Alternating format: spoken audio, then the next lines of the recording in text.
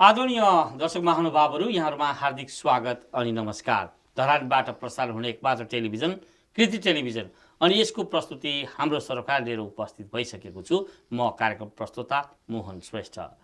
यसपटक हाम्रो सरकारको विषय बनाएका छौँ समसामयिक चर्चाको रूपमा रहेको यो संसद विघटनलाई। संसद विघटन पछाडि अहिले विभिन्न किसिमको तर्क वितर्क चलिरहेको छ। यो देशको प्रधानमन्त्री केपी शर्मा ओलीले जुन संसद विघटन गरेको छ यो संवैधानिक हो कि असंवैधानिक हो? अब के हुन्छ? यही आगामी वैशाख 7 गते र 17 गते दुई चरणमा निर्वाचन गर्ने भनेर भनिएको छ। तोकिएको मितिमा निर्वाचन सम्भव छ त? अब देशमा नयाँ पाटोको सुरुवात भएको छ। यो नयाँ पाटो भन्दै गर्दाखेरि अब देशले कस्तो मोड लिने हो, यसै विषयमा छलफल हामी गरिरहेका छौँ। यस विषयमा छलफल गर्नका लागि अहिले मसँग हुनुहुन्छ राष्ट्रिय जनमुक्ति पार्टीका केन्द्रीय अध्यक्ष केपी पालुङवा। यहाँलाई कृति टेलिभिजनमा हार्दिक स्वागत छ। नमस्कार। धन्यवाद। नमस्कार। अहिले मुलुकले नयाँ मोड लिइरहेको छ। अहिले देश तातेको अवस्थामा छ। किन भन्दाखेरि 5 वर्षको लागि म्यान्डेट दिएर पठाएको नेकपाले अहिले संसद विघटन गरेको अवस्था छ। प्रधानमन्त्री केपी शर्मा ओलीले गत 5 गते संसद विघटन गरेको छ। यो संसद विघटन गरिसके पछाडि देशमा एउटा अन्योलता त छायो। यो संसद विघटन गरेको कार्य संवैधानिक हो कि असंवैधानिक हो भन्ने सम्बन्धमा चर्चा चलिरहेको छ। यसमा तपाईँको धारणा के छ? राष्ट्रिय जनमुक्ति पार्टीको स्पष्ट धारणा चाहिँ के हो भन्दा, हजुर, नेकपाभित्र पाक्दै गरेको खिचडी, हजुर, पकाउँदै गरेको खिचडी पाकेको मात्रै हो। यो संवैधानिक असंवैधानिक भन्दा पनि अब यो जो गत निर्वाचनबाट 2/3 एउटा जुन जनादेश प्राप्त, हजुर, नेपाल कम्युनिस्ट पार्टीको सरकार थियो, नेकपाको नेतृत्वमा सरकार थियो र त्यो नेतृत्व चाहिँ केपी ओली शर्माजीले नेतृत्व गर्नुभएको थियो र छ। हजुर। तर त्यो चाहिँ के हो भन्दाखेरि तपाईँको बाँदरको हातमा नरिवल भने जस्तो उखान जस्तो भयो। वास्तवमा हामी यो संवैधानिक असंवैधानिक भन्ने बहसमा हामी छैनौँ। पहिलो कुरो त के हो भने यो संविधान हामीले मानेका छैनौँ। अर्को कुरा, मान्नेहरूको लागि पनि यो अन्योलग्रस्त अवस्था छ।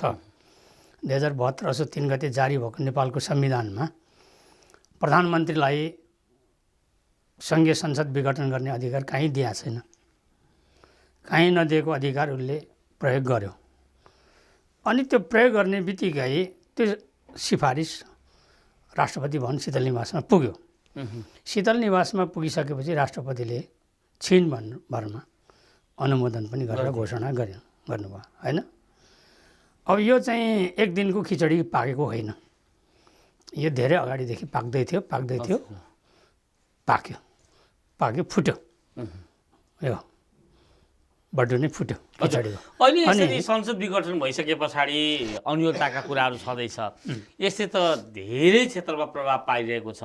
यसले उब्जाएका प्रमुख प्रश्नहरू चाहिँ के हुन सक्छ? होइन, प्रमुख प्रश्न त अब यो संसद विघटन राइट हो कि रङ हो, होइन? यसमा बहस चलिरहेछ र संसद विघटनको विरुद्धमा दर्जनौँ मुद्दाहरू सर्वोच्च अदालतमा पुगिसक्यो, होइन?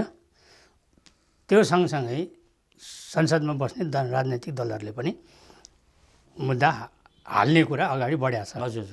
अहिलेको मितिसम्म हालेन थाहा चाहिँ भएन, तर जस हाल्ने कुरामा तयारीमा छन्। अब यो मुद्दा चाहिँ कसरी किनारा लाग्छ भन्ने कुरा चाहिँ प्रमुख कुरा भयो।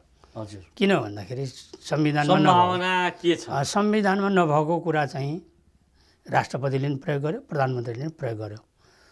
अब संविधानमै नभएको व्याख्या चाहिँ अब सर्वोच्च अदालतले, न्यायपालिकाले कसरी व्याख्या गर्छ भन्ने कुरा चाहिँ अन्योलग्रस्त अवस्थामा छ। हजुर। अर्को कुरा चाहिँ यो संविधान चाहिँ अधुरो अपुरो अपाङ्ग छ भन्ने कुरा हामीले पहिलादेखि भनेको, हजुर। यो लगायत धेरै कुराहरू छन्। तर हाम्रो ठम्याइ चाहिँ के हो भन्दाखेरि अहिलेसम्म जे जस्तो प्राप्त उपलब्धिहरू थियो सङ्घीय लोकतान्त्रिक गणतन्त्र नेपालसम्म आइपुग्दा जे जति प्राप्त थियो त्यसलाई स्थायित्व दिनुपर्छ, रक्षा गर्नुपर्छ र बाँकी रहेको कुरालाई प्राप्त गर्नको लागि लड्दै जानुपर्छ भन्ने हाम्रो पार्टीको एउटा लाइन हो। त्यो लाइन अन्तर्गत हामीले हेर्ने दृष्टिकोण चाहिँ के हो भन्दाखेरि यो जुन संसद विघटन भयो यो चाहिँ गलत भयो, रङ भयो, यो हुनु हुँदैन थियो। यसले के देखाउँछ मुलुकलाई भन्दाखेरि अस्थिरतातिर धकेल्ने, सङ्कटतिर धकेल्ने, होइन, विदेशी प्रभुहरूको प्रभाव नेपालमा बढ्ने, होइन। जस्तै केही समय अगाडि, केही महिना अगाडि भारतको प्रमुख आएर प्रधानमन्त्रीलाई सिधै भेट्न यो कुनै राजनीतिक होइन हजुर नीतिमा छैन, परराष्ट्र सम्बन्ध त्यो होइन। त्यो सँगसँगै चिनको आयो, फेरि भारतको आयो, फेरि चिनको आयो, त्यसपछि युरोपियन युनियन, अमेरिकन शक्तिहरू यहाँ खेलिराखेको अवस्था छ, होइन। म अलिकति कुरालाई अगाडि बढाउन चाहन्छु। मध्यावधि निर्वाचन पनि तोकिसकेको छ, वैशाख 7 गते र 17 गते यो निर्वाचन सम्भव छ त? अनि त्यसैले गर्दा म भन्दै जोड्दै आइरहेको छु। हजुर कुरा के हो भन्दाखेरि त्यसले गर्दा यो चाहिँ छिमेकी मुलुकहरूको प्रभाव पार्ने कुरामा नेपालको राजनीतिमा भारत सफल भयो भन्ने हाम्रो ठम्याइ हो। अर्को कुरा चाहिँ के ठम्याइ हो भन्दाखेरि यो संसद विघटन सँगसँगै आएका अध्यादेशहरू, होइन, अब आउनेवाला अध्यादेश, होइन, पार्टी फुटाउने अध्यादेश गोचीमै राखेको होला सायद, होइन, प्रधानमन्त्रीज्यूले यो भरे भोलि आउला, होइन। त्यसले गर्दा यो सबै कुराहरू चाहिँ रेडिमेड कुराहरू हुन्। अहिले चाहिँ कागताली होइन, संयोग होइन, यो चाहिँ रेडिमेड कुराहरू, पाक्दै आएको कुराहरू हुन्। त्यसले गर्दा हाम्रो ठम्याइ के हो भन्दाखेरि अब मध्यावधि निर्वाचन त आगामी 78 वैशाख 17 र 27 गते तोकिसकेको अवस्था छ, तर हामीलाई त्यो विश्वास छैन तोक्दैमा निर्वाचन हुने, होइन, अवस्था चाहिँ देख्दिनँ। किन भन्दा अहिले चाहिँ के देखिन्छ भन्दाखेरि विदेशी प्रभुहरूको पनि आशीर्वाद चाहियो, होइन। यहाँ त खेल अझै कति खेल्नु बाँकी छ। जस्तै भारतको प्रमुख आइसकेपछि नेपालको गतिविधि हेर्दा राजावादी शक्तिहरू चलखेल गरेको देखिन्छ। देशैभरि र्याली देखिन्छ, होइन, कार्यक्रम देखिन्छ। त्यो त त्यसै त हुँदैन, होइन। कुनै न कुनै प्रभुले त दिनु पऱ्यो, सहयोग गर्नु पऱ्यो। एउटा त्यो कुरा भने अर्को कुरा चाहिँ त्यही शक्तिले नेकपा, जसपा लगायत नेका सबै राजनीतिक दलहरूमा खेलिराखेको अवस्था छ। अब यसमा चाहिँ के हुन्छ भन्दाखेरि भारतको एउटा सफलता त देखिन्छ, तर अब चिनको उसको भूमिका के रहने, अमेरिकन युरोपियन शक्तिहरूको भूमिका के रहने, उनीहरूले पनि त स्पेस खोज्छ नि त। खोजेपछि यहाँ चाहिँ के हुने भयो भन्दाखेरि अब एउटा आन्दोलनको सङ्घर्षको कार्यक्रम त अब सबैले ल्याउने भयो, होइन। यो अवस्थामा केपी शर्मा ओलीले अब यो पार्टी फुट्ने कुरा गरेको छ र एमाले निर्वाचन लड्दैछ भन्ने कुरा राखिरहेको अवस्था छ।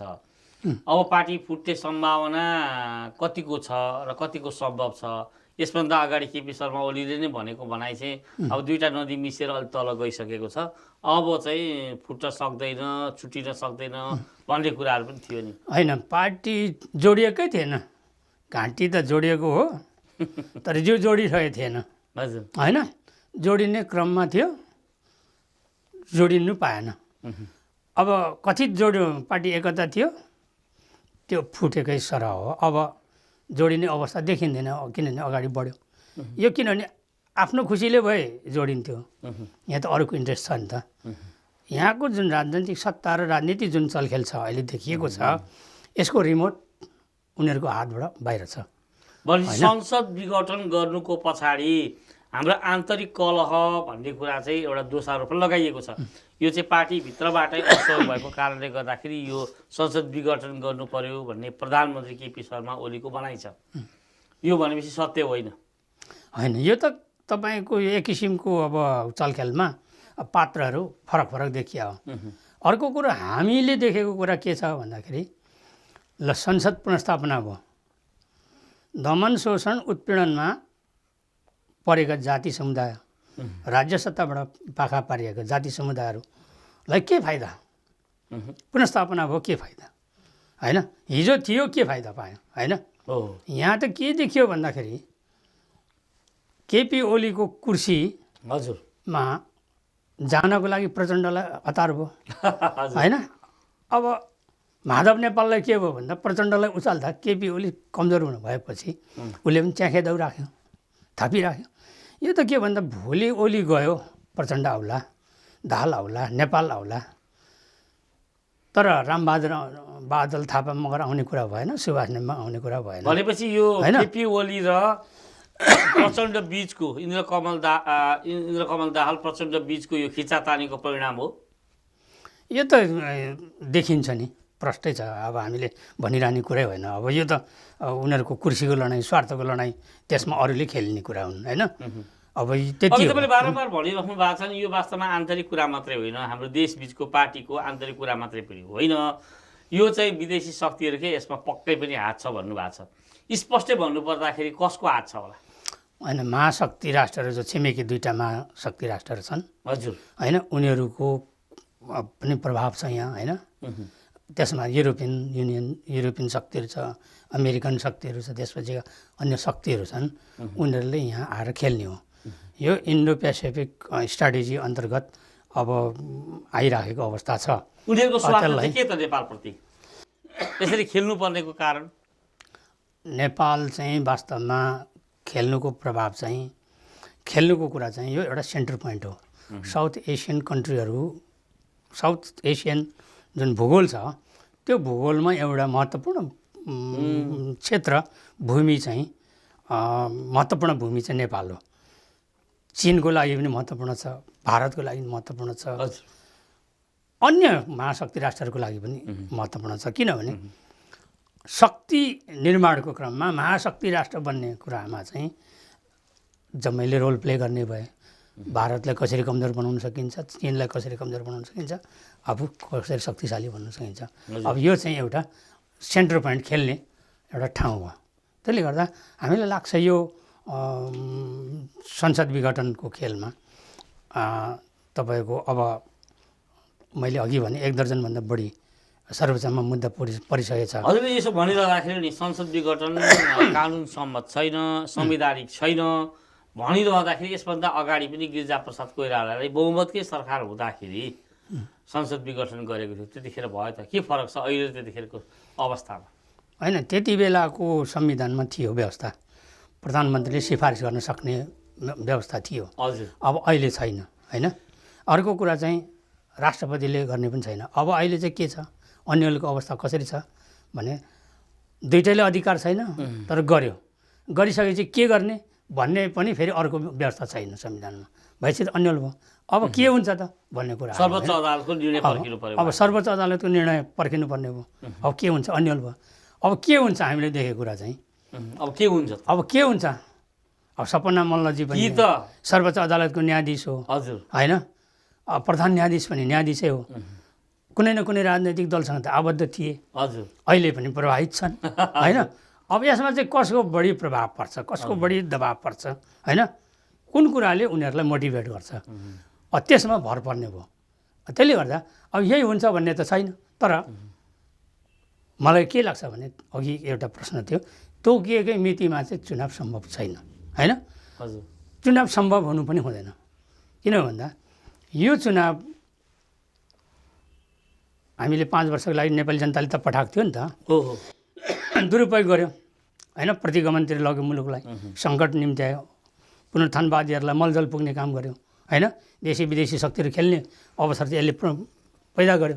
त्यसले गर्दा यिनीहरूलाई चाहिँ दण्डित गर्नुपर्छ, कारबाही लानुपर्छ, यिनीहरूलाई दण्डित गर्नुपर्छ, कारबाही गर्नुपर्छ भन्ने कुरा पनि उठाइरहेको छ नि। यो कतिको सम्भव होला त यिनीहरूलाई प्रधानमन्त्रीलाई दण्डित गर्ने? अब नेकपाले दण्डित गर्ने होइन, नेपाली जनताले दण्डित गर्नुपर्छ होइन।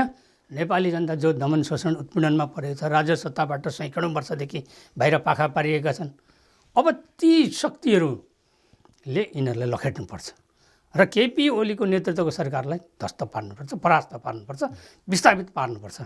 त्यसपछि हामीले भन्दैछौँ हाम्रो ठहर के हो भन्दाखेरि अब सर्वदलीय सर्वपक्षीय सरकार, चुनावी सरकार बनाउनुपर्छ। त्यो सरकारले, चुनावी सरकारले निष्पक्ष चुनाव गराउनुपर्छ। यो कम्युनिस्ट सरकारको, ओली सरकारको, भोलि प्रचण्डले नेतृत्व गरेर सरकार बन्यो, उसले गर्ने, अथवा भोलि देउबा स्थापित भए देउबाले गर्ने, यो हुँदैन। अब सर्वदलीय सर्वपक्षीय एउटा जनताको सरकार बन्नुपर्छ। त्यो सरकारले चुनाव गर्नुपर्छ। हजुर आज यो दर्शक महानुभावहरू यहाँहरूमा हार्दिक स्वागत छ अनि नमस्कार पनि। अहिले हामी कृति टेलिभिजनको हाम्रो सरकार कार्यक्रममा छौँ। हाम्रो सरकार कार्यक्रममा हामीले सरकारको विषय बनाएका छौँ। अहिलेको समसामयिक मुद्दालाई त्यो संसद विघटन संवैधानिक छ कि छैन, अब कतातिर जान्छ हाम्रो नेपाल, यिनै विषयमा हामी तर्क वितर्क छलफल गरिरहेका छौँ। यस विषयमा कुराकानी राख्नको लागि अहिले मसँग हाम्रो स्टुडियोमा हुनुहुन्छ राष्ट्रिय जनमुक्ति पार्टी नेपालका अध्यक्ष केपी पालुबुवा। कुराकानीलाई निरन्तरता दिन्छु।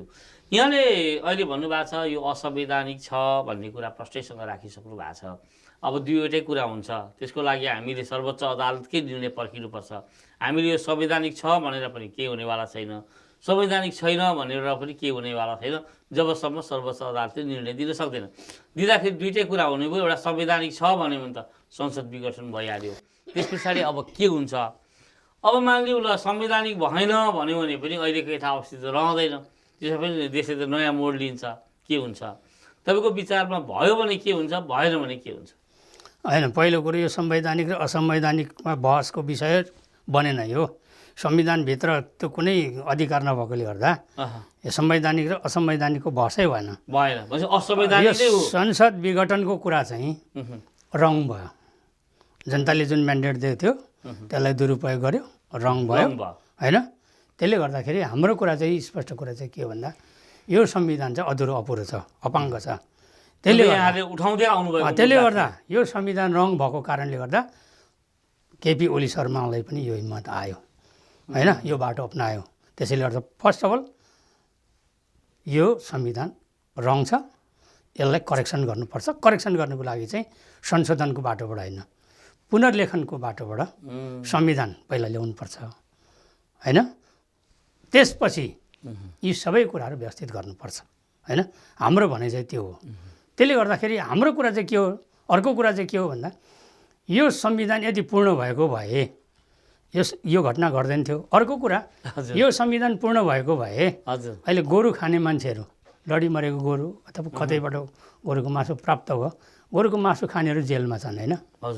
मैले अघि पनि एक ठाउँ भनेको थिएँ। त्यस्तै गरेर तपाईँको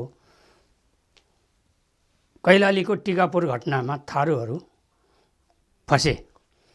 थारूहरू जन्मकैदको जेल नेल भोगेर बसेका छ। तर यही मुलुकको सर्वशक्तिमान होइन प्रचण्डजी प्रधानमन्त्रीको कुर्सीको लागि दौडधुप गरिरहनु भएको छ। उहाँले चाहिँ जिम्मा लिएको छ नि त। 5000 मान्छे त मैले हत्या गरेको भनेर त जिम्मा लिनुभएको छ नि त होइन। प्रश्न सार्वजनिक गर्नु 5000 हत्या गर्ने मान्छे र 17000 हत्या गर्ने खुलेआम प्रचण्ड र पुष्पकमल दाहाल र बाबुराम भट्टराईहरू खुलेआम हिँडिरहेछ। टिकापुरको एउटा घटना घटाउने मान्छे जेल नेल छ। गौर हत्याकाण्डमा 59 जना हत्याकाण्डको अभियोग लाग्ने उपेन्द्र यादवजी सत्तामै छन्, संसदमै छन् अहिले पनि होइन। भने यो संविधान चाहिँ पूर्ण भएन नि त। कसैलाई चाहिँ जेल नेल हुने पुनर्लेखन नै गर्नुपर्छ, संशोधन पनि होइन। के यो सम्भव छ त? अनि त्यसैले गर्दा हाम्रो कुरा के हो भने अब यी सब कुराको भण्डाफोर गर्नुपर्छ, भण्डाफोर गरिनुपर्छ, खबरदारी गर्नुपर्छ। यिनीहरूको विरुद्धमा अब सङ्घर्ष जानु विकल्प चाहिँ अरू छैन। सङ्घर्ष गरेर नै नयाँ संविधान ल्याउने भन्ने यहाँ कुरा। नयाँ संविधान होइन, पुनर्लेखन गर्ने। यो संविधानलाई टेकेर प्राप्त उपलब्धिहरूलाई चाहिँ 2063 को अन्तरिम संविधान टेक्नै पर्छ। हजुर, पहिलो संविधान सभा 2064 को आयोगले ल्याएको कुराहरूलाई समेट्नुपर्छ होइन, यथास्थितिमा राख्नुपर्छ। अथवा अहिलेसम्मका प्राप्त उपलब्धिहरू जस्तै सङ्घीय लोकतान्त्रिक गणतन्त्र, धर्मनिरपेक्षता पूर्ण नभए पनि कथित संहिता जो प्राप्त उपलब्धिहरू छन् यसलाई संस्थागत गर्नको लागि, रक्षा गर्नको लागि पनि हामीले यो संविधानलाई नयाँ लेखन होइन, यसलाई टेकेर पुनर्लेखन गर्नु, पुनर्लेखन गरेर हामी अगाडि बढ्नुपर्छ। अनि मात्रै मुलुक शान्ति, समृद्धि र सच्चा राष्ट्रवादीहरूको हातमा, नेतृत्वमा पुग्छ। नभए त अहिले अब मुलुक यहाँले भन्नुभएको चाहिँ निकै चाहिँ रहस्यमय बन्दै गएको छ। यो घटना चाहिँ एउटा रहस्यमय छ भनेर यहाँले भन्नुभएको छ। यहाँको विज्ञप्ति पनि जारी गर्नुभएको छ राष्ट्रिय जनमुक्ति पार्टीको। अब के हुन्छ त? सैनिक शासन लागू हुन्छ? कतिको सम्भव? सम्भव छैन। किन? सैनिक शासन लागू गर्ने त संविधानमै छैन, अहिलेको संविधानमा होइन। अब नभएको अधिकार जबरजस्ती प्रयोग गर्ने भने त कु गर्ने कुरा हो। कु गर्ने कुरा त अब 21औं शताब्दीको जनताले होइन 2 दिन कु गर्ला, 2 महिना गर्ला होइन, 6 महिना वर्ष दिन टार्ला, तर त्यो त सम्भावना देख्दिनँ म। किनभने अबको नेपाली जनताहरू अब हिजो 46 सालभन्दा अगाडिको जनता छैन। अब त 76 क्रस गरेर 77 पार गर्न लागेका, 77 साल पार गर्न लागेका नेपाली जनताहरूले सूक्ष्म विश्लेषण गर्न थालिसकेको अवस्था छ। यहाँले भन्नुभयो नि संसद विघटन हुनु हुँदैन, नयाँ सरकार बनाउनुपर्छ। नयाँ सरकार बनाउँदाखेरि साना पार्टीहरूलाई सहित मिलाएर सरकारमा लिएर जानुपर्छ। यो चाहिँ के संवैधानिक हुन्छ त? यो चाहिँ के भन्दाखेरि हामीले पहिला पनि भनेका छौँ, अब संविधान अन्तर्गत त को चलेको छ होइन। मुलुक त संविधान अन्तर्गत कानुन अन्तर्गत त चलेको छैन नि, सानालाई मात्रै कानुन हो हजुर होइन, ठुलालाई त लागु भएको छैन। तर एउटा कुरा चाहिँ के भने संविधान सरह के लागु हुनसक्छ भन्दा राष्ट्रिय सहमतिको आधारमा होइन, राष्ट्रिय सहमतिको आधारमा सर्वपक्षीय सर्वदलीय सरकार बनाउन सकिन्छ। त्यो सरकारले संसदको निर्वाचन गर्नुपर्छ। यो त राष्ट्रिय जनमुक्ति पार्टीको एउटा परिकल्पना अथवा माग हो। यो कतिको सम्भव छ त? हुन्छ त त्यस्तो? अनि असम्भव त केही पनि छैन। संसारमा यस्तो किसिमको प्र्याक्टिसहरू धेरै मुलुकमा भएको छ होइन। ठुलै दलहरू यहाँनिर खिचातानी गरिरहेका छन् होइन, कसले पद पाउने भन्ने सन्दर्भमा सानो दललाई त्यो अवसर दिएर त होइन। दल ठुला र सानो त हुँदैन, विचारको कुरा हो, सिद्धान्तको कुरा हो, हजुर जनताको सुख समृद्धि र राष्ट्रको कुरा हो, राष्ट्रियताको कुरा हो। विचार ठुलो र सानो हुँदैन। 46 सालभन्दा अगाडि नेपाल कम्युनिस्ट पार्टी र नेपाली काङ्ग्रेसको साथीहरू हामी पनि कुनै समयमा त्यहाँ थियौँ। हजुर हामीले हाम्रो औँलाभित्र गनिन्थ्यो नेताहरू, कार्यकर्ताहरू थिएन, सबै पञ्च होइन। हजुर अब 46 सालको परिवर्तनपछि सबै फेरि काङ्ग्रेस भए, सबै कम्युनिस्ट भए होइन। यो त के हुन्छ भने तपाईँको परिवर्तनले लतारेर ल्याउने कुरा हो। हाम्रो अहिलेको कुरा चाहिँ के हो भन्दाखेरि 3टा विचारमा अब यहाँ प्रतिस्पर्धा हुन्छ। एउटा नेपाली काङ्ग्रेसको विचार, यसलाई व्याख्या नगरौँ होइन, नेपाली काङ्ग्रेसभित्र राप्रपा जस्ता नि पर्छन् होइन, के भनेर पर्छन्। अब अर्को विचार भनेको कम्युनिस्ट विचार होइन, अर्को चाहिँ जनमुक्ति विचार। जनता समाजवादी पार्टीको कुरा उठाउनु होला भने हजुर जनता समाजवादी भनेको काङ्ग्रेस कम्युनिस्ट र जनमुक्ति मिलेर बनेको छ क्या। त्यहाँ 3टा विचार कोकटेल भएर बसेको छ होइन।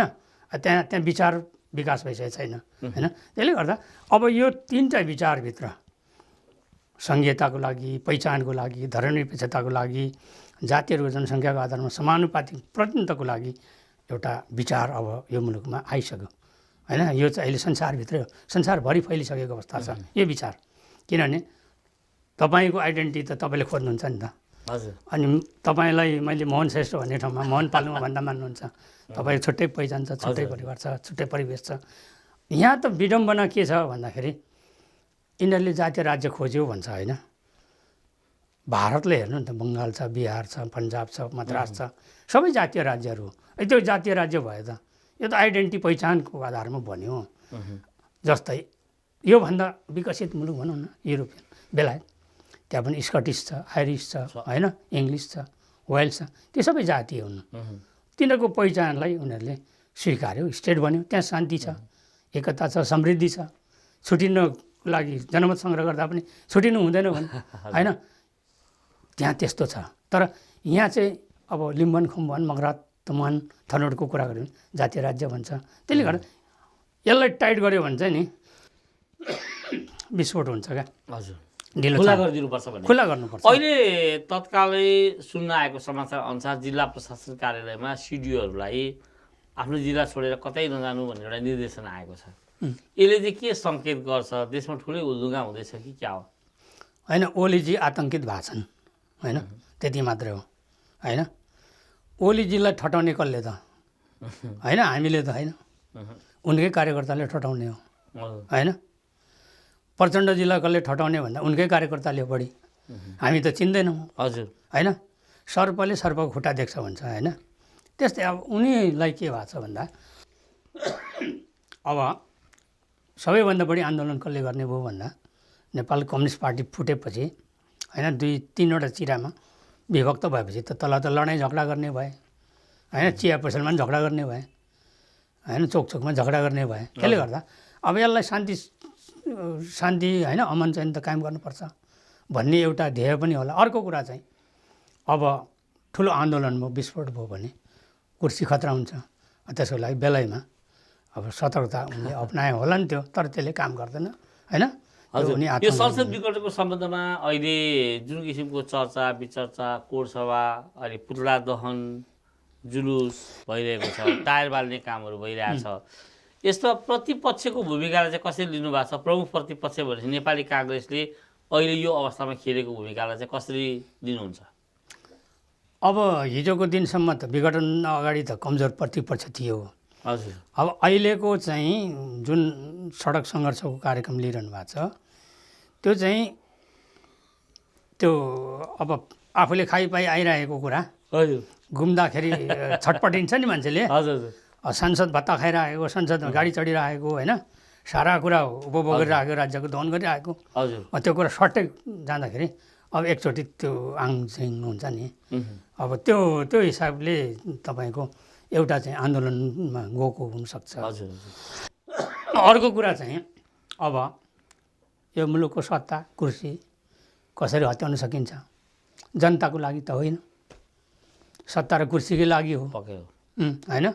आफू पुग्यो भने एमसिसी पास गरौँला होइन आफू पुगेपछि आफ्ना मान्छेलाई राजदूत बनाएर पठाउँला न्यायाधीश बनाउँला होइन अख्तियार प्रमुख बनाउँला यही त हो।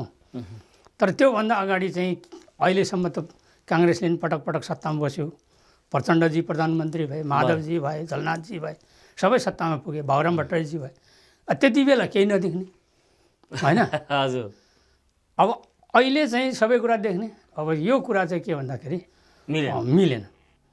त्यसले गर्दा अब उहाँहरूको लागि संसद पद जोगाउनुको लागि उहाँहरूको कुर्सी जोगाउनुको लागि तपाईँ र मैले सडकमा टायर बाल्नु चक्काजाम गर्नु भने यो हास्यास्पद कुरा हुन्छ। मुद्दा इस्यु बेस जानुपर्छ।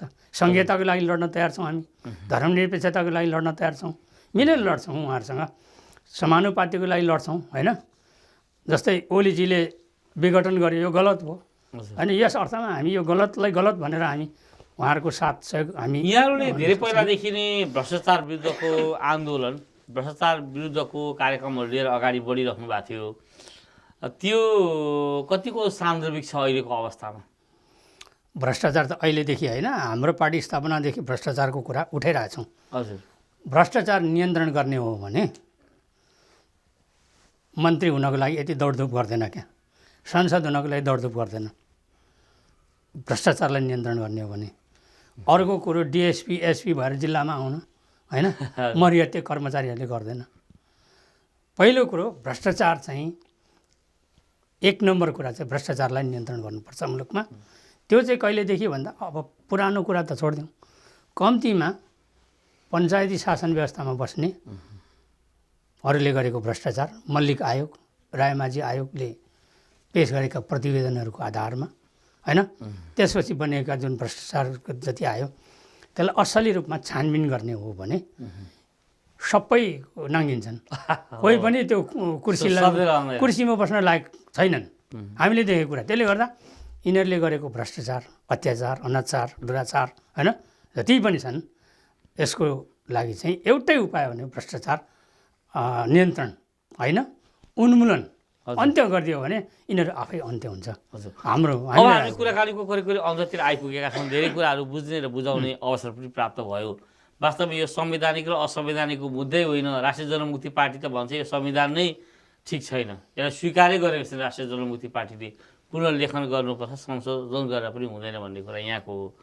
अब अन्तमा जाँदाखेरि अब यसले हाम्रो देशको विकास निर्माणमा चाहिँ कस्तो प्रभाव पाइरहेको छ? स्थानीय तहले गर्ने विकास निर्माणका कामहरूमा प्रदेश सरकारले गर्ने विकास निर्माणको कामहरूमा र केन्द्रीय सरकारले गर्ने विकास निर्माणको कामहरूमा चाहिँ निकै ठुलो अवरोध गर्यो नि यसले होइन? होइन यस्तो छ विकास र समृद्धि जो नेपाली जनताले चाहेको छ शान्ति चाहेको छ हजुर त्यो चाहिँ त घुमिरहेको अवस्था छ होइन घुमिरहेको छ। सङ्कटग्रस्त अवस्थामा गयो, अस्थिर भयो मुलुक होइन। तर अर्को एउटा पक्ष चाहिँ के भने नियमित हुने विकासका क्रमहरू होइन, सडक बन्ने कुराहरू, पानी जोड्ने कुराहरू, बिजुली जोड्ने, त्यो कुरामा त्यो नियमित प्रक्रिया हो, त्यो त चलिरहन्छ। तर फड्को मार्ने कुरामा चाहिँ अवरोध भयो। नयाँ कुराहरू चाहिँ अब के नयाँ अवरोध आउँदैन। किनभने ठुलो ठुलो आयोजनाहरू चाहिँ मुलुकको र मुलुकका नेताहरूको होइन, भिजन नभर पर्ने कुरा होइन, त्यो नेताहरूको हातबाट बाहिर छ क्या होइन। अब जस्तै अरुण थर्ड भारतको इन्ट्रेस्ट बेगर भन्नै नसक्ने होइन। फर इक्जाम्पल सिम्पल भनेपछि तपाईँको ठुल्ठुलो परियोजनाहरू चाहिँ यो के हो भन्दाखेरि, यो भएको कुरा चाहिँ के हो भन्दा यी सबै नेताहरू चोखा छैनन्, भ्रष्टाचारीहरू छन् होइन। उनीहरूले कतै न कतैको नमक खाएका छन्। नमक नखाने हो भने किन गल्ने होइन। जस्तै लिम्पियाधुरा, लिपुलेक होइन, कालापानी, ओलीजीले के गर्यो, खोक्रो राष्ट्रवाद देखायो होइन, सबै कुरा पास गर्यो। पछिल्लो समयमा के गर्यो, पाठ्य पुस्तक रोकिदियो, त्यो चुच्चे नक्सा रोकिदियो। आज विद्यार्थी कहाँ पढ्नु पाएनन्। त्यो खोक्रो राष्ट्रवाद किन हो भन्दाखेरि उसले दुई त्यहाँ दम्बको बलमा उसले गरी टपलो, तर उसले त नमक खाएको छ नि है भनेपछि अब रोक्नु पऱ्यो होइन। त्यसले गर्दा अब यी खालका डेट एक्सपायर मेडिसिन जस्तो हो, डेट एक्सपायर नेताहरूले अब छोड्नुपर्छ मुलुकको राज्य सत्ता चाहिँ। अब नयाँ पुस्तामा हस्तान्तरण गर्नुपर्छ, चोखो हुनुपर्छ। हिजो शासन सत्तामा नबसेका, हिजो लआबको पदमा नबसेका होइन, पक्का राष्ट्रवादी मानिसहरू जो राष्ट्रको लागि, भूमिको लागि, मट्टीको लागि माया गर्ने, यो मुलुकको असली पहिचान बोकेर बस्ने नेपालीहरूको नेतृत्वमा चाहिँ यो मुलुक जानुपर्छ होइन। अब यो रहेन भने नेपाल भोलि के हुन्छ थाहा छैन। जस्तै अब चुनाव हुने बेला भयो, काङ्ग्रेसको पालामा 40 लाख कति नागरिकता बाँड्यो मधेसमा, पटक पटक बाँडिरहेको छ होइन। राष्ट्रियता नै अब गम्भीर। अब त्यसो भएपछि त तपाईँको अब अहिले के गरिरहेछ भने अङ्गीकृत नागरिकता चाहिँ बुहारी ज्वाइँ आउने बित्तिकै नागरिकता दिने भन्ने कुरो छ होइन। अब कति आउँछन् ज्वाइँहरू, कति आउँछन् बुहारीहरू होइन। नागरिकता दिएपछि त के हुन्छ, लिम्बुवानमा लिम्बुहरू अल्पमतमा छ, खम्बुवानमा खम्बुहरू रह्यो अल्पमतमा छ, काठमाडौँ उपत्यकामा नेवारहरू अल्पमतमा छ। बाहिरबाट आउने माइग्रेट भएर आउने नेपालीहरूले चाहिँ, मानिसहरूले चाहिँ अब उनीहरूसँग राष्ट्रियता हुँदैन क्या, राष्ट्रवाद हुँदैन। त्यसले गर्दा यिनीहरूलाई माया छैन। अब भोलि 40 लाख फेरि अर्को बुहारीहरू भित्रला, अनि हामी त्यहाँ के गर्न सक्छौँ। त्यसले गर्दा अब नागरिकता जस्तो कुराहरू पनि संविधानमा स्पष्ट व्याख्या हुनुपर्छ होइन। धेरै कुराहरू चाहिँ यो संविधानले समेट्न सकेको छैन। अब यो संविधान चाहिँ के भने चाहेको ओलीजीले चाहेको र पार्टीले चाहेको भए सङ्घीय लोकतन्त्र गणतन्त्र त सिद्ध्याउन आँटेको थियो नि त होइन। सिद्धि अब आदि त सिद्धिसकेको छ भनेपछि त्यसले गर्दाखेरि अब यस्ता भयङ्कर महत्त्व राख्ने विषयहरू चाहिँ त्यो संविधानमा लेखिएको छैन। हजुर, केपी पालुङज्यू, अब हामी कार्यक्रमको करिब करिब अन्तमा आइपुगेका छौँ। यहाँबाट धेरै विचारहरू सुन्ने मौका पायौँ। हामीलाई दर्शकहरूले पनि यसबाट देश कतातिर जाँदैछ, अब के हुन्छ भन्ने कुराहरूको अनुमान लक काटिसक्नु भएको छ। अन्तमा जाँदै हाम्रा दर्शकहरूलाई के भन्न चाहनुहुन्छ? दर्शक श्रोता लगायत नेपाली राजनीतिमा चासो राख्ने होइन हजुर सम्पूर्ण नेपाली दाजुभाइ दिदीबहिनीहरूलाई म त के भन्छु भन्दा गलतलाई गलत भन्नु सकौँ होइन, सहीलाई सही भन्न सकौँ। तर अहिले जति पनि भएको छ काङ्ग्रेस कम्युनिस्ट पार्टीहरू जो सत्तामा बसेका छन् अहिलेसम्म, तिनीहरूले गरेको होइन जुन प्रतिगामी कदमहरू छन् होइन, ती प्रतिगमन पश्चगामी कदमहरू छन्, त्यसको भण्डाफोर गर्न, खबरदारी गर्न होइन र राष्ट्रियताको हितको लागि चाहिँ अब काङ्ग्रेस कम्युनिस्टमा बसेर हुँदैन होइन, जनता समाजवादी पार्टीमा बसेर हुँदैन, अब राप्रपा जस्तो पार्टीमा बसेर पनि हुँदैन। किनभने राजा ल्याएर अब के गर्ने, राजालाई कसले पार्ने। राजा अबको 21औं शताब्दीमा मैले बाउलाई मान्दिनँ, मेरो छोराले मलाई मान्दैन, अब यस्तो अवस्थामा कोही राजा सम्भव छैन। त्यसले गर्दा यस्ता कुराहरूलाई छोडेर, ती शक्तिहरूलाई छोडेर अब संहिता, धर्मनिरपेक्षता, समानुपातिक होइन पहिचानको जुन अग्रगामी विचार राख्ने शक्तिहरू अब एकजुट हुनुपर्छ र यस्ता शक्तिहरूलाई परास्त गर्नुपर्छ। र दुई त्याहीको मतादेश जनादेश दिँदाखेरि पनि होइन बाँदरको हातमा नरिवल परे जस्तो गर्ने शक्तिहरूलाई फेरि दिनु भनेको धिक्कार हो। त्यसले गर्दा अब त्यहाँ लाग्ने नेता कार्यकर्ता साथीहरूलाई म आह्वान गर्छु, पहिचान पक्षधर, असली संहिता होइन समानुपातिक धर्मनिरपेक्षताको वकालत गर्ने विचार राख्ने पार्टी राष्ट्रिय जनमुक्ति पार्टी हो। त्यो विचारमा सबैले हातेमालो गरौँ होइन। म हातेमालो गर्न तयार छु। ती नेपालीहरूलाई म आह्वान गर्छु र अन्य राजनैतिक दलहरू पनि भरसक त्यो विचारहरू छोडेर अब यो विचारमा आबद्ध गरौँ। पार्टी झन्डा, चुनाव चिन्ह, ब्यानर के गर्ने सहमतिमा गरौँ होइन। तर यो विचारलाई अब बलियो बनाउनको लागि होइन ती दलमा रहेका नेता कार्यकर्ता साथीहरूलाई म आह्वान गर्न चाहन्छु। र नेपाली जनताहरूलाई चाहिँ सबैभन्दा ठुलो कुरो चाहिँ यो हामीले दिँदा पनि खान नजान्ने, दिँदा पनि चलाउन नजान्ने यी ड्राइभरहरूलाई अब सत्ताबाट पाखा लगाउनुपर्छ। यसको लागि सबैलाई आह्वान गर्न चाहन्छु। हवस् त, नमस्कार, धन्यवाद। मलाई पनि अब कृति टेलिभिजनमा र मोहन भाइले जुन बोलाएर मलाई जुन अवसर दिनुभयो यसको लागि यहाँहरूलाई पनि धन्यवाद। मेरा श्रोता नेपाली दाजुभाइहरूलाई पनि धन्यवाद भन्दै बिदा लिन चाहन्छु। धन्यवाद। हवस्, दर्शक महानुभावहरू अहिले हेर्दै हुनुहुन्थ्यो कृति टेलिभिजन। कृति टेलिभिजनको यो कार्यक्रम थियो हाम्रो सरोकार। हाम्रो सरोकार कार्यक्रममा आज हामीले बहसको अथवा सरोकारको विषय बनाएका थियौँ संसद विघटनलाई। संसद विघटन संवैधानिक असंवैधानिक के छ भन्ने चर्चा गऱ्यौँ र वास्तवमा संविधान नै अपुरो छ, यसलाई पुनर्लेखन गर्नुपर्छ भन्ने राष्ट्रिय जनमुक्ति पार्टीको आम धारणा आज केपी पालुङ्गाज्यूले यहाँ प्रस्तुत गर्नुभएको छ। र देशलाई समृद्धितर्फ लिएर जानका लागि अब नयाँ धारबाट अगाडि बढ्नुपर्छ। त्यो संहिताको पक्षधर र अहिले धर्मनिरपेक्षताको पक्षधर नयाँ शक्ति भनेको राष्ट्रिय जनमुक्ति पार्टी हो। यसमा सबैलाई आबद्ध हुनका लागि उहाँले आह्वान पनि गर्नुभएको छ। र यो निर्वाचनको बारेमा उहाँले जुन कुराहरू राख्नुभएको छ, निर्वाचन सम्भव छैन, निर्वाचन हुँदैन पनि, हुनु पनि हुँदैन भन्ने कुराहरू राख्नुभएको छ। यसबाट हामीले धेरै कुराहरू बुझ्ने मौका पाएका छौँ। अब भने कार्यक्रमबाट म कार्यक्रम प्रस्तुता मोहन श्रेष्ठ अनि आजका हाम्रा गेस्ट राष्ट्रिय जनमुक्ति पार्टीका केन्द्रीय अध्यक्ष केपी पालुङ्गाज्यूलाई बिदा दिनुहोस्। हवस् त, नमस्ते नमस्ते।